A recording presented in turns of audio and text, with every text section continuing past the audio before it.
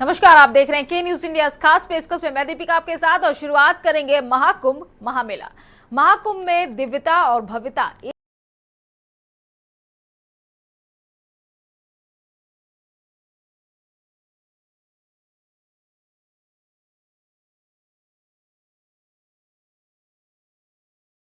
बता दें कि देश विदेश के खास लोगों का महाकुंभ में डुबकी लगाने का सिलसिला जारी है। देखिए हमारी एक खास रिपोर्ट।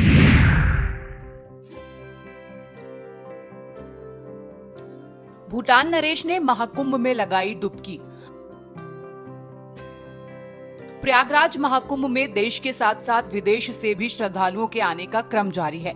मंगलवार को भूटान नरेश जिग्मे खेसर नामग्याल वांगचुक ने संगम में पवित्र डुबकी लगाई। उन्होंने त्रिवेणी संगम पर आरती भी की। आपको बता दें कि उनके साथ मुख्यमंत्री योगी आदित्यनाथ भी मौजूद थे। बता दें कि भूटान के राजा ने अरेल घाट पर डुबकी लगाई। पड़ोसी देश के राजा सुबह 10 बजे विशेष विमान से बमरौली एयरपोर्ट पहुंचे थे। इसके बाद भूटान नरेश और सीएम योगी ने बड़े हनुमान मंदिर के नजदीक बने डिजिटल महाकुंभ अनुभूति केंद्र पहुंचकर महाकुंभ के दिव्य भव्य और डिजिटल स्वरूप का भी अवलोकन किया।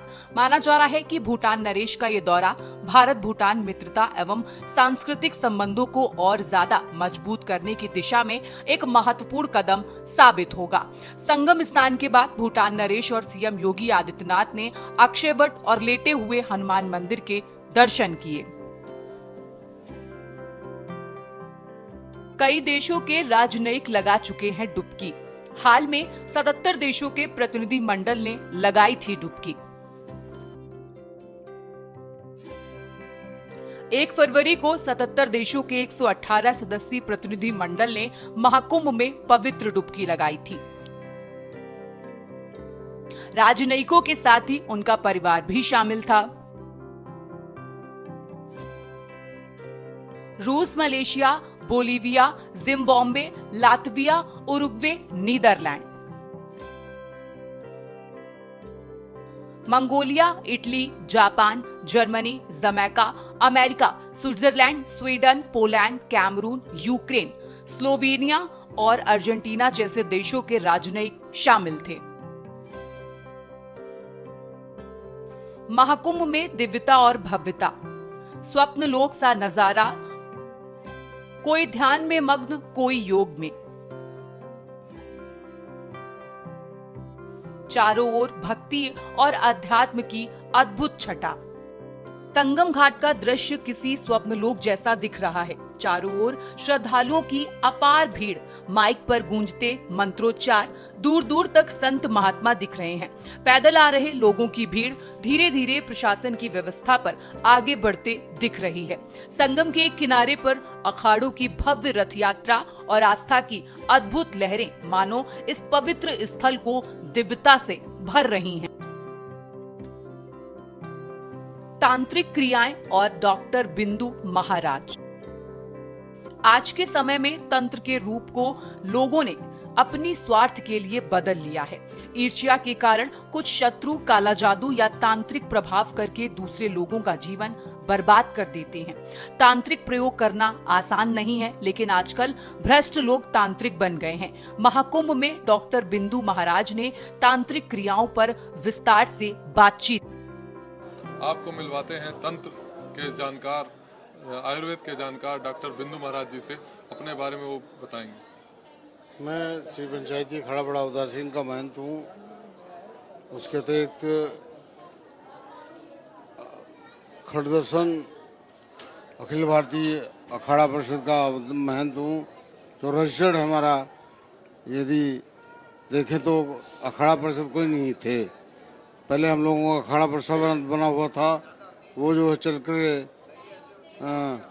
जब आवश्यकता पड़ती थी तब महंतों की बना दी जाती थी, या 13 अखाड़ों की बना करके, और वो व्यवस्था को मिल की किया करते थे। उसके बाद समाप्त हो जाती थी। अखाड़ा परिषद ने अखिल भारतीय को धीरे धीरे जोड़ते गए से अपने लोगों में मिला लिए, अलग बात है। वो हम कार्य कर देखते हैं। अखाड़ा परिषद एक विषय है जो अखाड़ों की व्यवस्था को देखता है और कोई प्रॉब्लम होती है उसको सरकार से हम बातचीत करते हैं और उसको वो मानती है।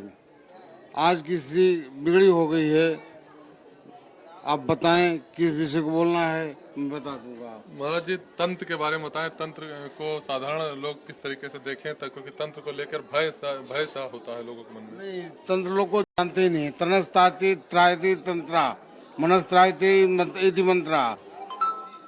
तंत्र जो शरीर को स्वस्थ रखे आपके, उसको तंत्र कहते हैं।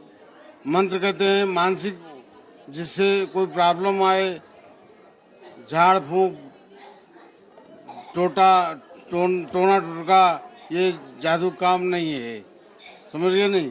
बेवकूफ़ बनाना जनता को अलग बात है।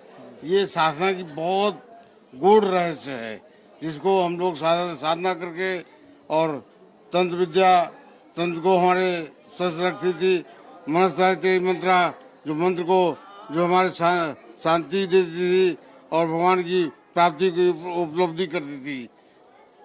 सोम सदैव कल्पना तंत्र, मेरे को प्रॉब्लम है इसलिए। हाँ, तो हम लोग जो बस तंत्र की साधना है, एक व्यवस्था है, उसको जो है मंत्र द्वारा, तंत्र द्वारा हम सुधार रखते हैं, उसके अनुसार चलता है। वो ना काम है लोगों को दिखाना, झाड़ू मोटे कर देना, शादी कर देंगे, ये कर देंगे, नौकरी कर देंगे, ये सब गलत बात है। तंत्र एक व्यक्ति है, तंत्र किसी चमत्कार नहीं होता है, कोई झाड़ फूंक नहीं दिखाया जाता। हम आशीर्वाद दे दिए, हमारी मर्जी है, भस्मी लगा दी आपके, एक टीका लगा दिया, वो उसका कल्याण हो जाता है, वही उसका चमत्कार होता है। उसको आंखें उधर नहीं दिखाया जाता, वो खुद घटित होता है।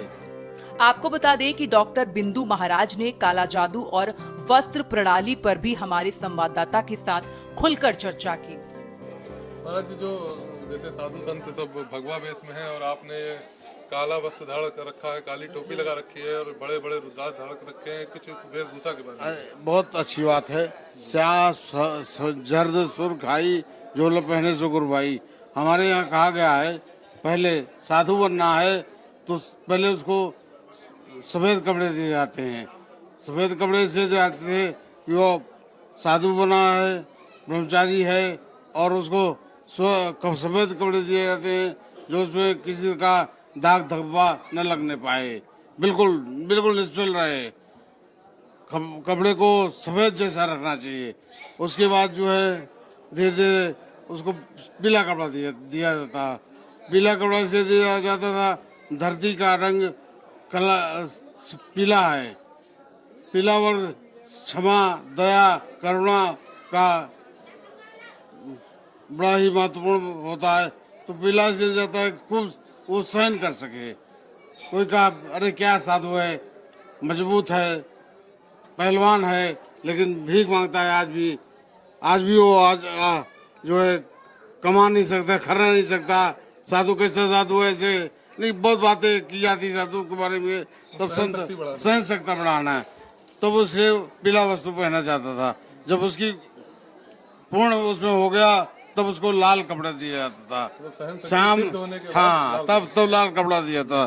काला तब सफेद लाल रक्त इसलिए होता, बहुत क्रोधी होता है। शायद सफेद जसुखाई सो पढ़ने सो गुरबाई।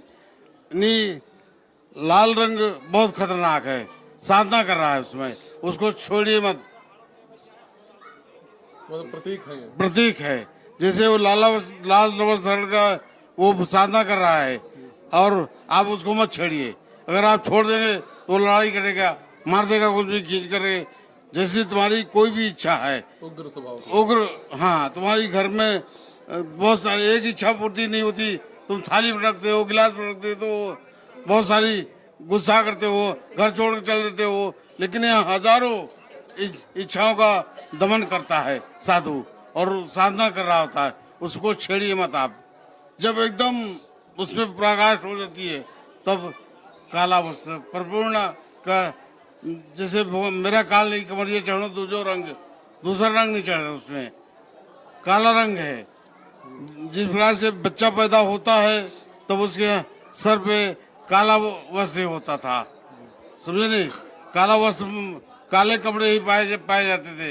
नहीं, सर में आपके काला बाल रखे जाते थे, भवें पतले की वही होती थी, और उनसे धीरे धीरे परिपक्व तो हो जाएगा, तब उसे काला वस्त्र दिया जाता है। फिर वो बिल्कुल उससे जो है किसी रंग में प्रभावित नहीं होता है।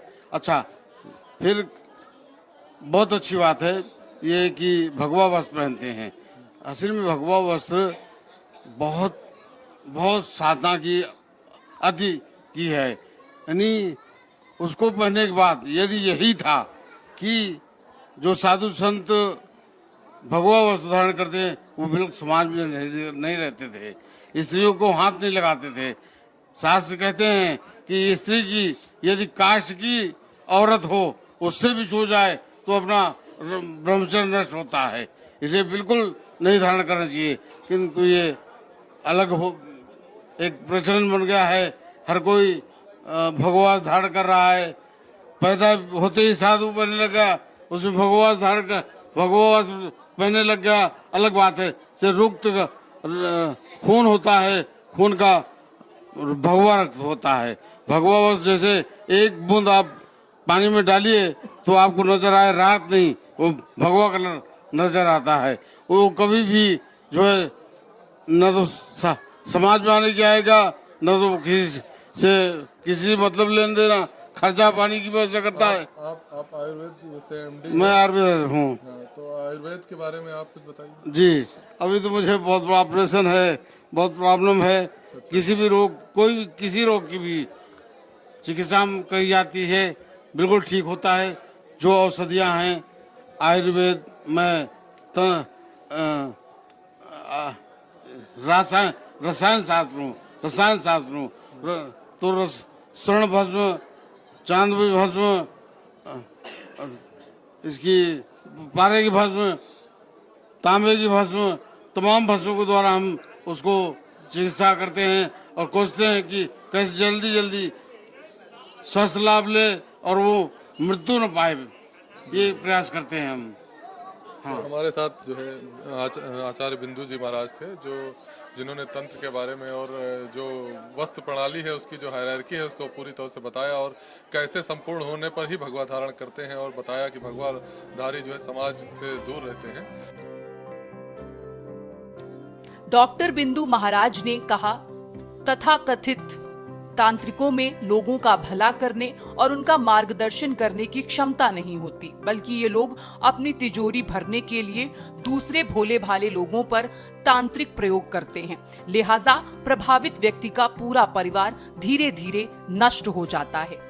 आपको बता दें कि महाकुंभ मेला शताब्दियों से अनवरत चली आ रही उस सांस्कृतिक यात्रा का पड़ाव है, जिसमें नदियां हैं, कथाएं हैं, मिथक हैं, अनुष्ठान हैं, संस्कार हैं, सरोकार हैं और शामिल है हमारी अनगिनत आध्यात्मिक और सामाजिक चेतनाएं, जिनके बलबूते हम अपनी परंपराओं को बखूबी निभाते हुए अपनी बनावट और मंजावट करते आए हैं। अथक प्रवाहमान इस यात्रा में नदियों की आवाजें भी शामिल हैं। कहते हैं कि जिन्हें सुनने स्वयं कुंभ आता है तो कुंभ में शामिल होने का स्वप्न संजोए लाखों करोड़ों 12 बरस के बाद आने वाले अपने हर पड़ाव पर यह यात्रा लोकोत्सव में बदल जाती है, जिसमें भारतीय संस्कृति कुलांचे भरती, अटखेलियां करती, पूरे विश्व को स्वयं में समाहित कर लेने की ताकत दिखा देती है। सच तो ये है कि इस लोकोत्सव में वसुदेव कुटुंबकम की भारतीय अवधारणा सहजता से चरितार्थ होती नजर आती है। स्पेशल डेस्क के न्यूज इंडिया।